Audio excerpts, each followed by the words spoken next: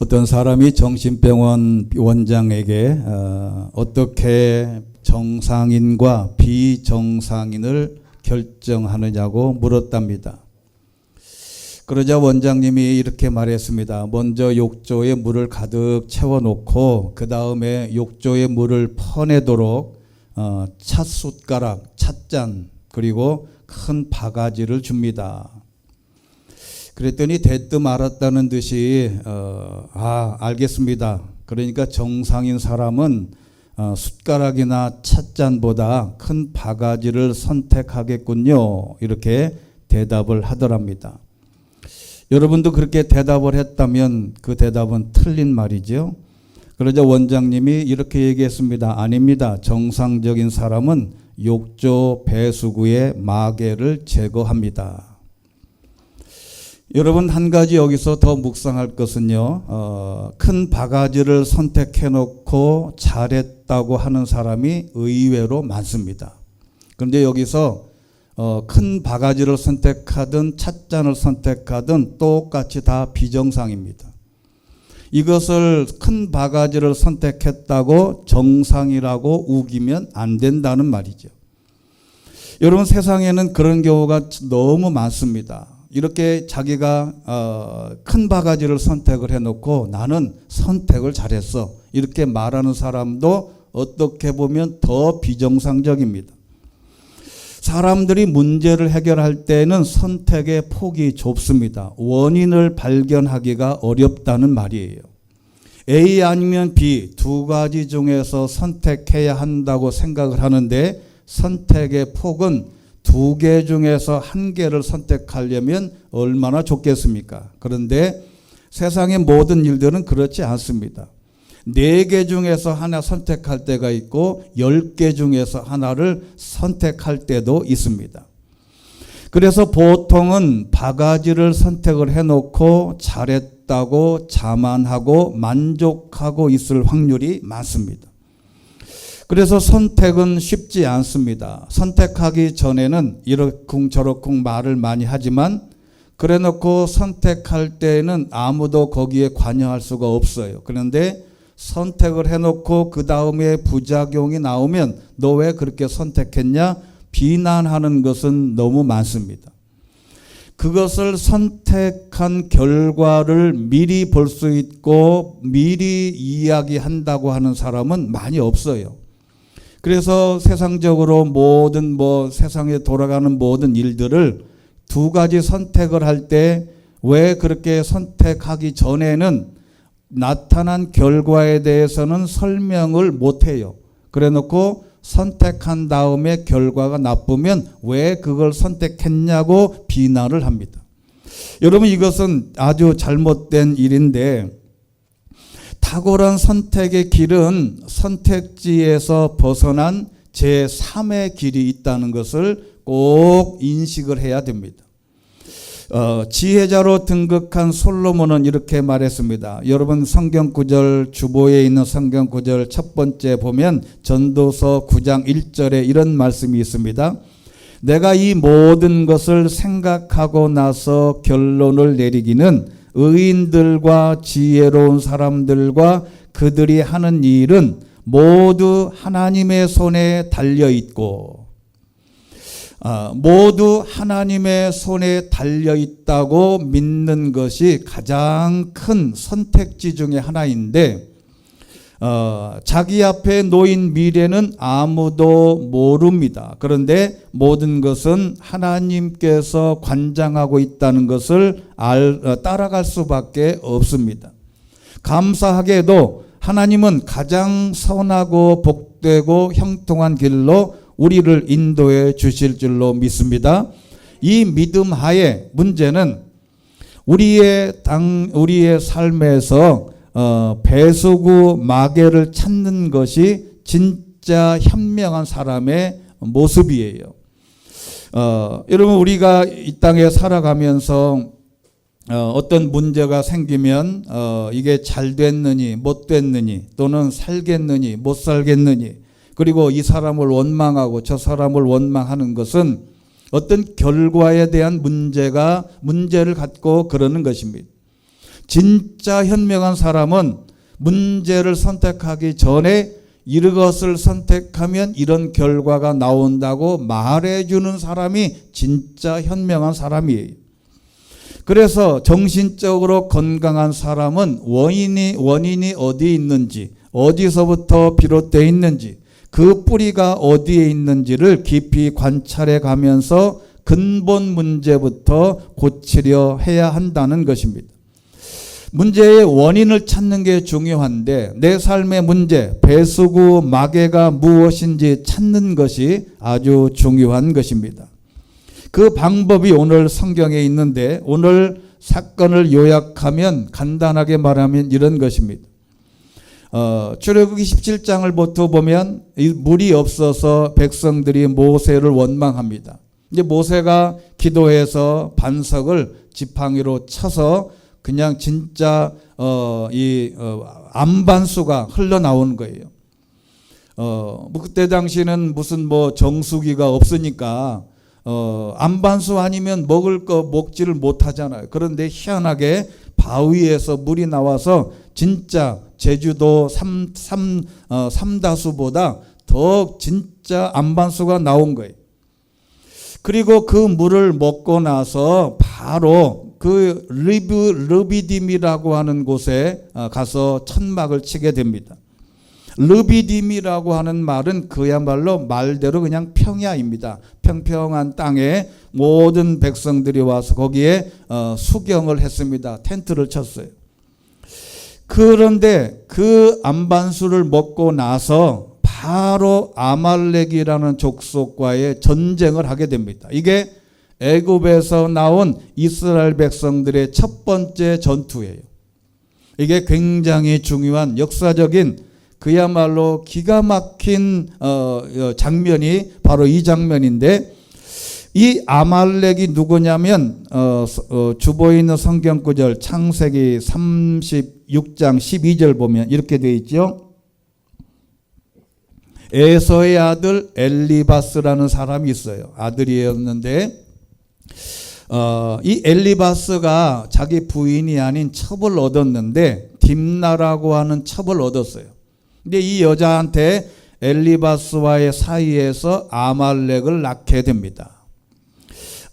이들은 에서의 아내 아다의 자손들인데 이스라엘 백성들의 조상은 아브라함이에요. 아브라함이 이삭 그리고 야곱으로 이어지게 되는데 그 이삭의 아들 가운데 쌍둥이 에서와 야곱이 있다는 것은 우리가 잘 알지요. 근데 본래의 맏아들인 에서 쪽으로 이스라엘의 계보의 전통이 흘러가게 돼 있는데 이 에서가 잘못했지요. 뭘 잘못했냐면 이 에서가 사냥하고 돌아와서 배가 너무 고팠는데 마침 야곱이 엄마하고 이 부엌에서 수프를 끓였어요. 우리는 이제 팥죽이나 이렇게 연상을 하는데 우리가 식사하기 전에 먹는 수프입니다. 수프를 막 솥에다 넣고 젓고 있는데 너무 배고팠어요. 그래 돌아와서 에서가 야곱에게 엄마한테 그랬으면 엄마가 얼른 퍼줬을 텐데 이 야곱에게 가서 수프 한 그릇을 달라 그랬더니 안 준다 그랬어요. 그놈이 그놈이에요. 에서나 야곱이나 그냥 주면 되는 거를 이게 다 하나님의 계획하에 있다는 거예요. 근데 이 야곱에게 이렇게 얘기했습니다. 그러면 나한테 장자권을 팔아라. 그랬더니 이 에서가 무슨 얘기냐? 이 장자권은 하나님이 나에게 축복의 출발인데 말도 안 되는 소리를 하지 마라. 죽 한 그릇 안 먹어도 된다. 싹 돌아섰으면 되는데 이 에서가 그래서 야 내가 지금 배고픈데 장자권의 축복은 먼 훗날이고 이거 그냥 한 그릇 먹고 말지. 그래 너 가져라 그런 거예요. 근데 그걸 누가 들었냐면 하나님이 들으신 거예요. 에서에게 그런 엘리바스라는 아들이 낳았는데 바로 그 엘리바스가 아말렉의 아버지가 된 거예요. 이게 아말렉은 에서의 손자요 이삭의 직계 후손입니다. 이러한 같은 할아버지에게서 나온 후손들이 이스라엘 최초의 적이 되고 애굽에서 나왔을 때 첫 번째 이스라엘 백성들과 전쟁하게 되는 것인데, 그런데 이 아말렉이라고 하는 이 사람이 굉장히 똑똑했어요. 여러분 성경의 세 번째 성경 구절 민수기 24장 20절에 있는 말씀 보시면 발람이라고 하는 선지자가 아말렉이라는 사람을 보고 받은 계시를 이렇게 말했어요. 아말렉은 민족들 가운데 최고다. 개역 개정판에는 으뜸이다. first다 그래. 그러니까 아말렉이 얼마나 훌륭하고 똑똑하고 그야말로 지금 말로 말하면 아주 탑이에요. 그런데 결국에는 완전히 멸망하게 된다. 왜 그럴까? 이 민족들의 으뜸 첫 번째 퍼스트 최고인데 결국에는 망한다. 이 망한 이유를 오늘 성경에 그 원인, 이게 배수구 마개입니다. 요거를 제거하지 않으면 이 아말렉처럼 우리도 망한다는 거예요. 자, 이렇게 설명할 수 있습니다. 자, 이스라엘 백성들이 유월절을 보내고 주님의 구원의 강한 팔로 인해서 홍해를 건너서 애굽에 나온 후에 그는 하늘에서 나온 양식을 먹고 만나를 먹고 안반수를 먹고 마신 후에 대적해야 했던 첫 번째 대적이 아말렉이라는 것이죠. 이 아말렉이라고 하는 것은 우리가 성경에 이 말씀을 잠시 접어두고 우리가 신학에서 모형론이라는 게 있습니다. 모형은 타입, 말하자면 어떤 이런 모형이죠. 이렇게 동그란 모형, 이런 모형인데 이게 틀입니다. 그런데 이런 모형론이 있는데 이 모형론은 뭐냐면 구약에서 말하는 어떤 부분이 신약의 그림자가 된다는 거예요. 그러니까 신약과 구약을 딱 맞춰 봤을 때 이미 신약에서 나타날 일들을 구약에서 어떤 모형으로 이렇게 등장하더라는 거예요. 그 등장한 예를 제가 말씀을 오늘 한 가지만 말씀드리겠습니다. 출애굽기 17장 6절에 있는 말씀, 오늘 본문에 그 앞 네 번째 성경 구절로 되어 있는데 본문에 있어요.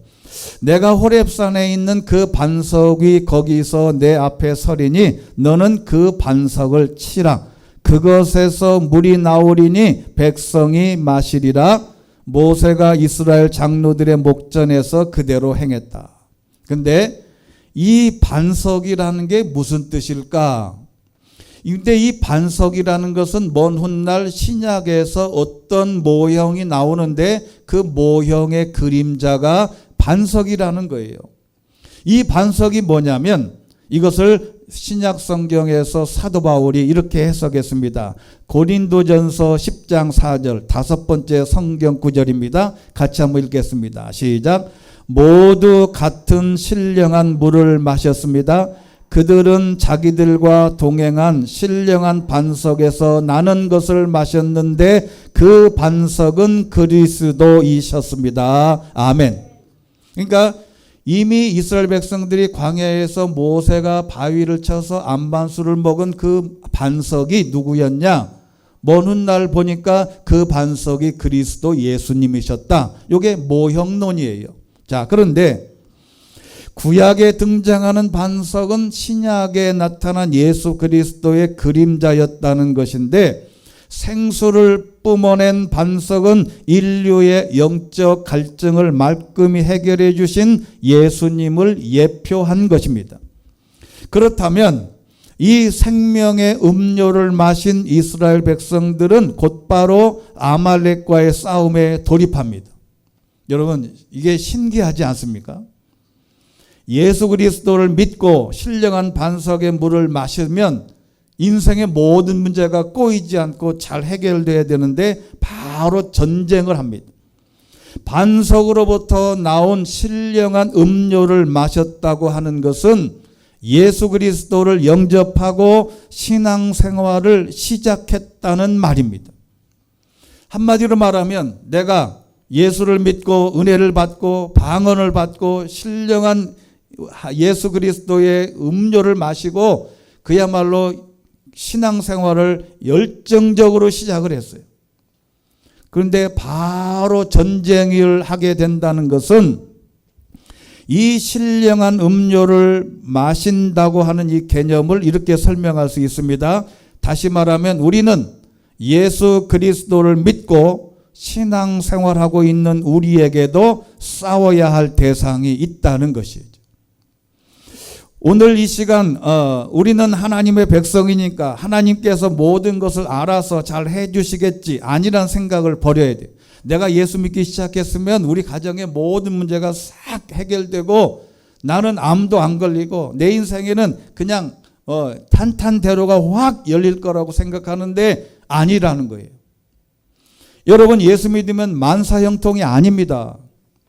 만사형통이 될 수 있도록 안내하고 거기에서 발생하는 모든 문제를 우리가 믿음의 눈으로 믿음의 방법으로 해결해 나가야 되는 것이죠. 신령한 음료를 마신 후에도 우리는 전쟁을 해야 되는데 바로 이 부분이 중요한데 그러면 아말렉이라는 이 아말렉 후손은 어떤 모형, 상징을 갖고 있냐 이게 중요하던 이 신학자들의 견해에 따르면 아말렉이라고 하는 이 족속은 육적인 사람의 모형이라고 합니다. 그러니까 사람의 몸의 육적인 모형, 사람의 모형, 즉 하나님의 자녀들에게 가장 크고 제일 가는 적, 이게 아말렉 족속인데 이게 바로 뭐냐면 육신입니다. 내 몸이란. 여러분 그리스도인이 구원받은 후 제일 먼저 싸워야 할 적은 후방에서 나를 공격하는 적은 뭐냐면 내 몸입니다. 이 몸. 이 몸이라 이 바디, 이 몸이 육신 덩어리입니다. 사실 신앙생활하는데 제일 방해 요소가 뭐냐면 내 몸과의 싸움이에요. 여러분 걷기 하면 얼마나 좋다고 늘 얘기하죠. 근데 걷기가 쉽습니까? 걷기가 힘들어요. 왜 하냐면 이 몸은 걷는 것을 방해합니다. 내 몸은 하여간 움직이는 걸 싫어해요. 그냥 누워있는 걸 좋아합니다. 내 몸은 편한 것을 좋아해요. 내 몸은 그냥 가만히 있고 아무것도 안 하는 게 좋아요. 근데 이 몸이 원하는 거대로 그대로 다 하면 단 거, 설탕 먹고 싶을 때 그냥 수저로 퍼 먹어보세요. 그럼 내 몸이 망가집니다. 그런데 내 몸이 원하는 걸 그냥 쏟아부으면 술이든 마약이든 뭐든지 내 몸이 원하는 대로 그냥 쏟아부으면 내 몸은 다 영적으로도 실제적으로 망가져요. 여러분 마시멜로 실험이라는 걸 여러분 혹시 들어보셨죠? 마시멜로라고 하는 것은 책으로도 나왔는데 1960년 지금보다 한 60여 년 전에 스탠포드 대학의 연구진이 3살에서 5살 아동들을 데리고 실험을 한 거예요. 어떻게 실험을 했냐면 이 스탠포드 대학의 심리학자 윌터 미셸이라는 사람이 이렇게 실험은 4살 전후에 있는 아이들에게 마시멜로라고 하는 과자가 있어요. 지금 마트에 가면 있습니다. 그 빨갛고 노랗고 하는 사탕 과자가 있어요. 그거를 접시에다가 이렇게 놓아놓고 아이들에게 이렇게 말합니다. 여기 마시멜로가 하나 있는데 바로 먹어도 되지만 내가 나갔다가 올 테니까 나중에 내가 나갔다 올 때까지 하나를 안 먹고 있으면 내가 2개 주겠다 그런 거예요. 그런데 이 어린 아이들이 이런 실험 결과를 지켜보다가 이런 게 있어요. 나가자마자 얼른 가서 접시에 있는 것을 가서 냄새도 맡고 막 보고 이런 사람은 바로 먹어 치운대. 근데 4-5살 된 어린 아이들이 이걸 딱 그 이야기를 딱 듣고 그냥 아예 안 보고 싹 돌아서서 15분을 기다리는 아이들은 끝까지 안 먹는다고요. 근데 여러분 그런 생각을 해보다가 하나님이 아담과 하와에게 선악과를 먹지 말라 그랬는데 아담과 하와가 뭐라 그랬어요? 선악과가 보암직도 하고 먹음직도 하다. 이게 문제예요. 그런데 실제로 15분이 지나서 왔더니 어떤 사람은 그냥 나가자마자 먹어치우고, 어떤 사람은 5분 만에, 어떤 사람은 참다 14분에 먹어치우고, 15분 동안에 안 먹은 아이들을 15년 후, 25년 후에 이렇게 조사를 하고 그 후의 일들을 관찰해 보니까 끝까지 마시멜로를 먹지 않고 참았던 아이들은 크는 과정도 훌륭했고 대인관계도 좋았고 학업 성적도 뛰어났대. 반면 선생님이 나가자마자 마시멜로를 먹어버린 아이들은 약물 중독, 사회 부적응 등 문제점이 아주 많아졌는데, 이 실험이 세계적인 열풍을 불어온 이유는 이후 추적 결과 때문에 그래요. 먼 훗날 조사해 봤더니 미국 수능 시험에서 210점이나 높은 점수를 받고 결혼생활, 대인관계, 약물 남용 등 건강 문제에서도 아주 우수하게 되더라. 근데 여러분, 이미 이 이야기는 성경에 있습니다. 여러분, 여섯 번째 성경 구절 갈라디아서 5장 17절입니다. 자, 우리 같이 한번 읽어보겠습니다. 정신 번쩍 차리고 같이 읽습니다. 시작. 육체의 욕망은 성령을 거스리고 성령의 욕망은 육체를 거스릅니다. 이 둘은 서로 상반되기 때문에 여러분이 원하는 것들을 할 수 없게 합니다. 아멘. 이게 바로 몸의 욕망입니다. 내 몸이 원하는 것을 참고, 이게 우리 신앙생활이 바로 이 육신과의, 몸과의 욕구로부터의 싸우는데, 이 욕망과의 싸움이 바로 이스라엘 백성들이 반석에서 안반수를 먹고 이스라엘 백성들이 첫 번째 맞닥뜨린 대상이 이 아말렉이라고 하는 것은 바로 그것이 중요하다. 내 몸이 원하는 대로 하면 안 돼. 내가 자고 눕고 싶으면 얼른 일어나서 걷고, 걷기 싫으면 걷는 게, 이게 건강의 시작인데 내 몸이 원하는 대로 그냥 두면 안 된다. 이게 배수구 마개입니다.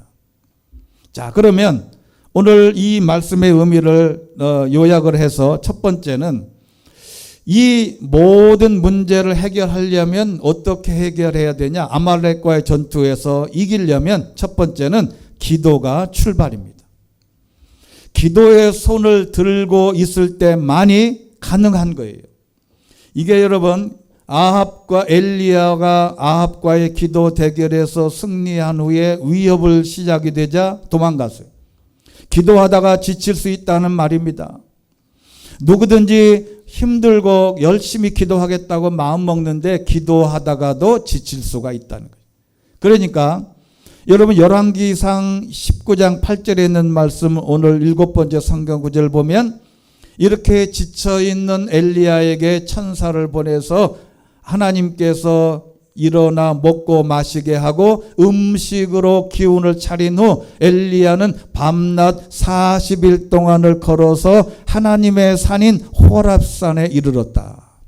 여기 여러분, 호렙은 건조한 곳이라는 뜻인데, 호렙이라는 말은 산맥 이름이고 시내라고 하는 것은 정상의 이름인데 같은 단어입니다.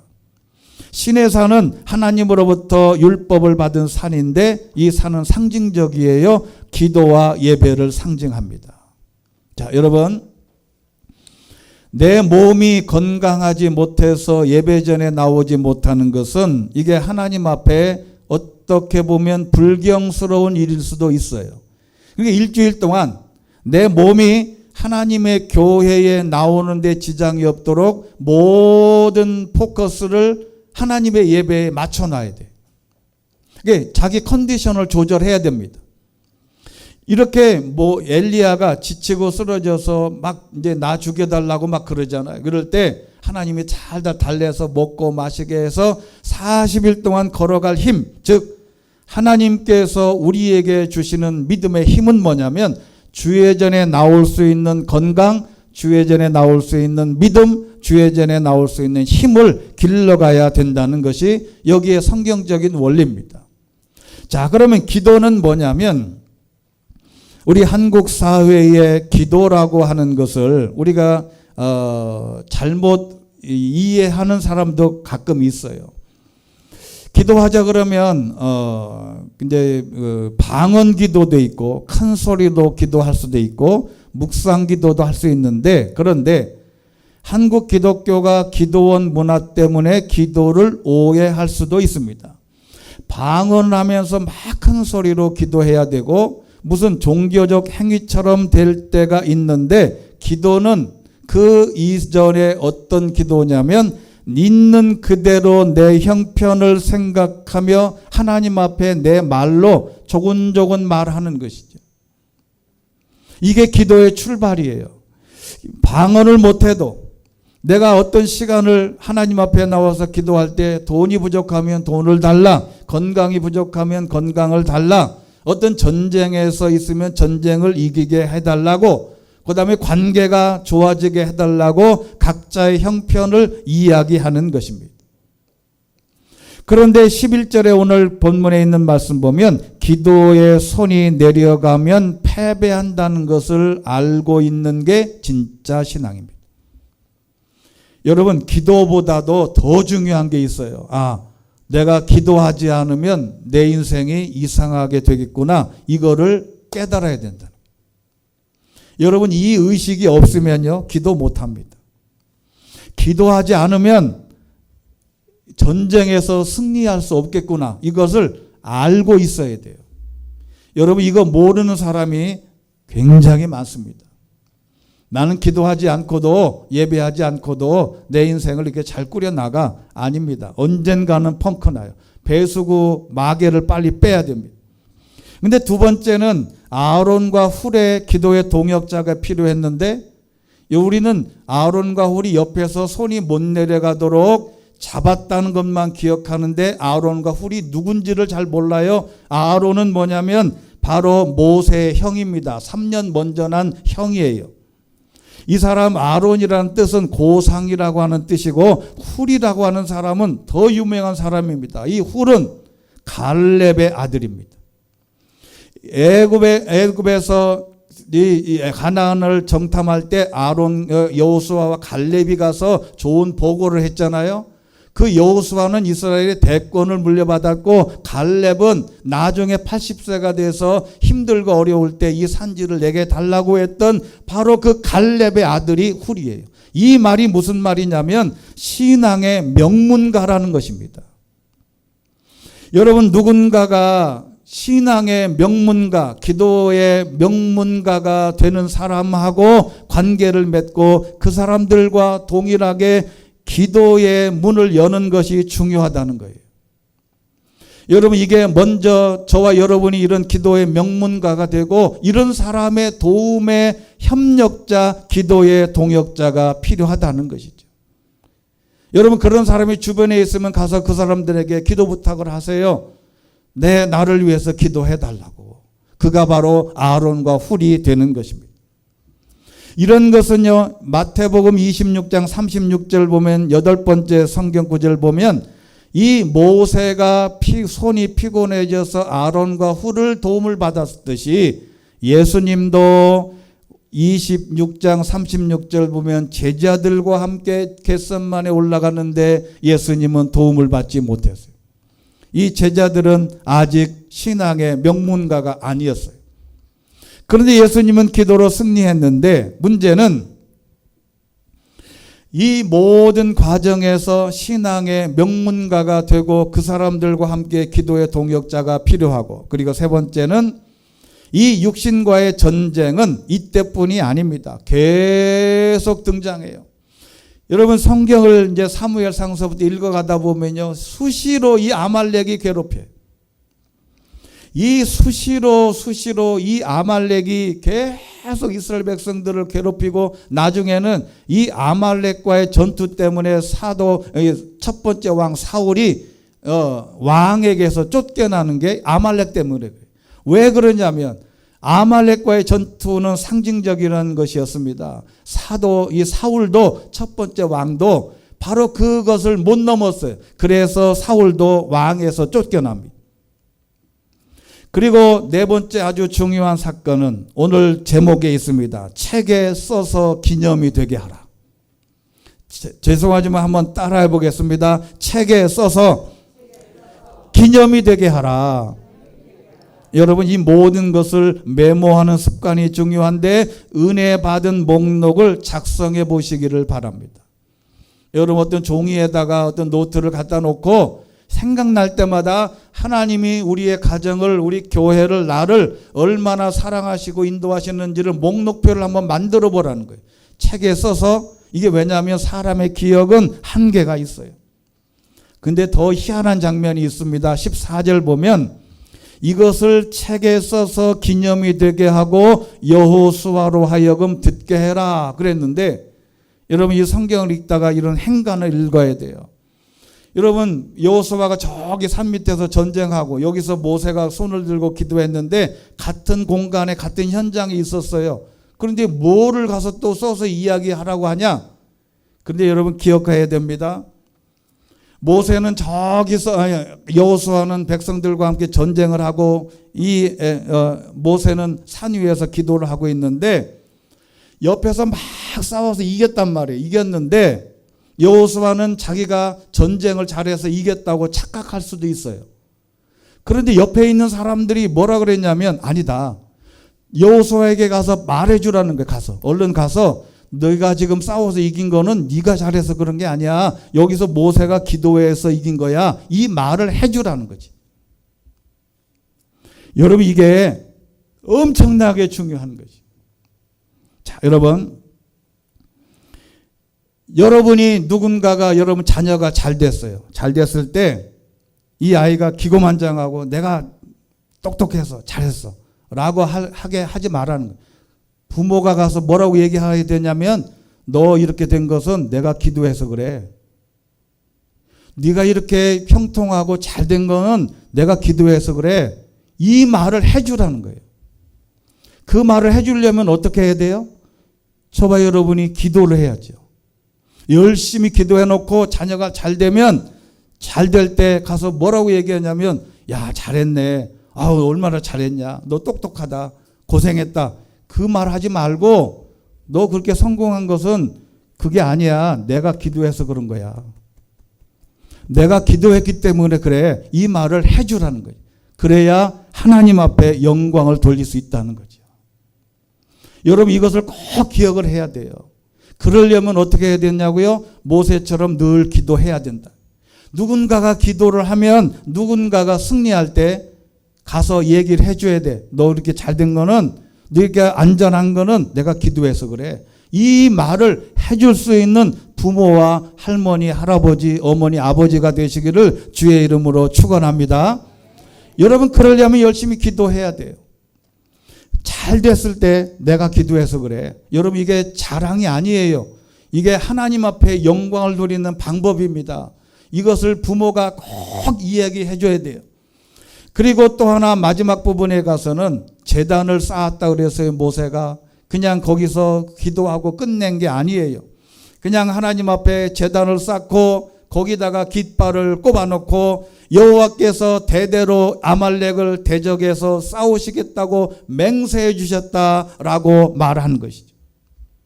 여러분 이 깃발이라고 하는 것은 우리가 이제 성경에서 이제 레위기나 출애굽기를 쭉 읽어가다 보면요, 12지파가 이렇게 전진할 때 세 지파별로 한 부대에 하나씩 깃발을 매달고 모여서 가기로 했어요. 여러분 이걸 제일 잘하는 사람이 누구냐면 일본 사람들이에요.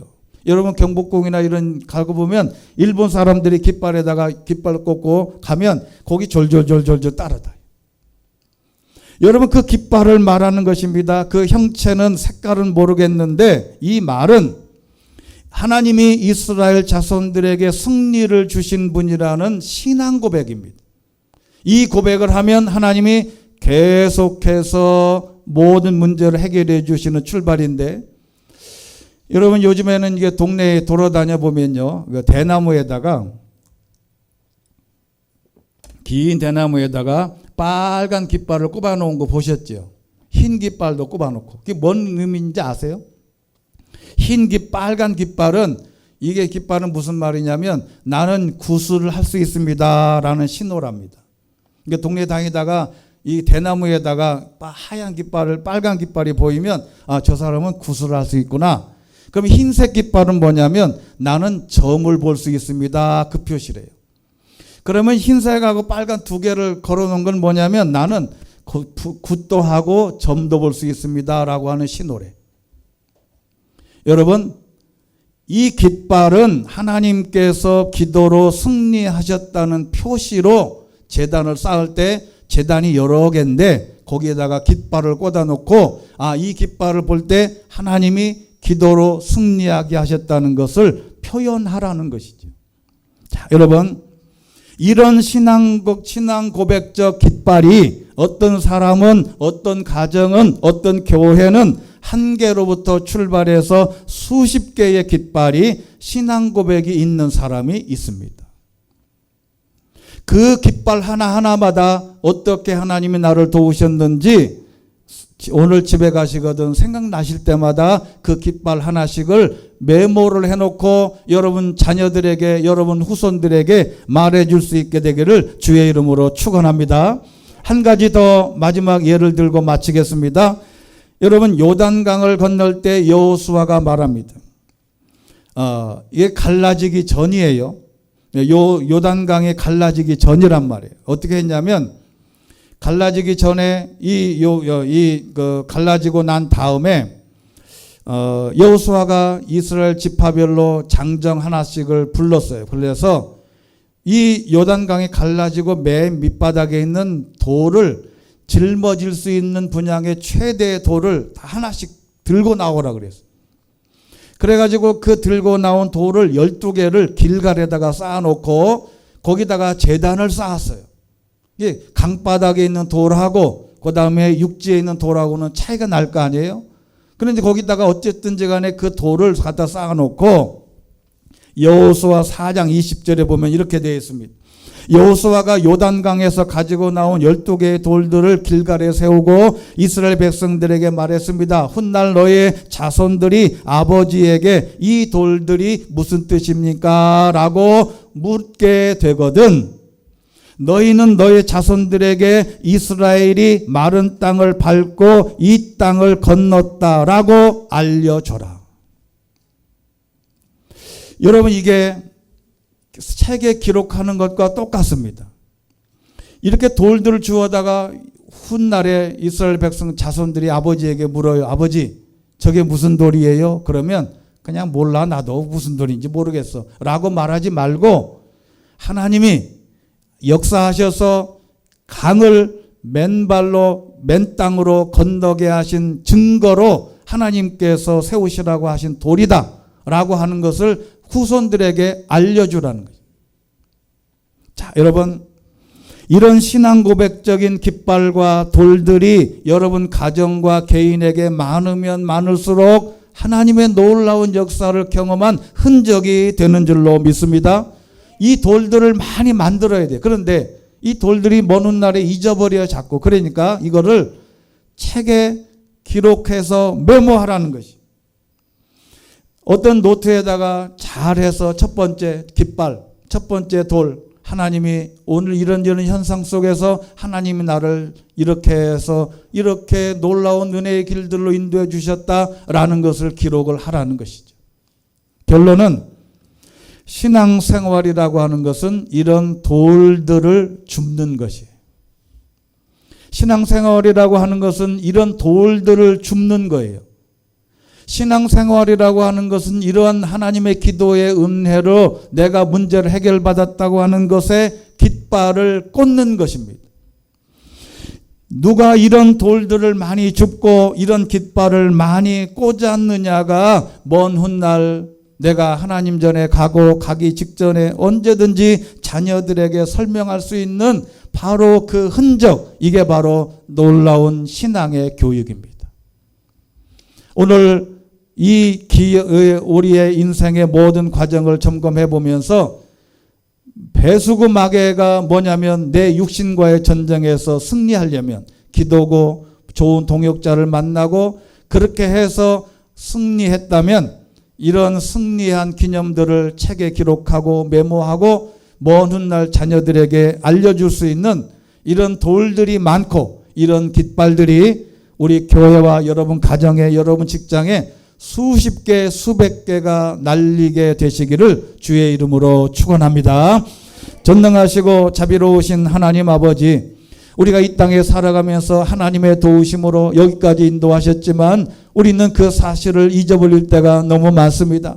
우리의 기억이 희미해져서 하나님이 나를 도와주시고 축복해 주셨는데 그 모든 흔적들을 잊어버리고 원망과 불평 가운데 살지 않게 하시고 그 모든 것이 하나님의 은혜로 됐다고 깃발을 꽂을 수 있는 여호와 니시의 깃발이 우리의 가정에, 우리 교회에, 우리의 직장에 수십 개 수백 개가 날릴 수 있도록 축복하여 주시옵소서.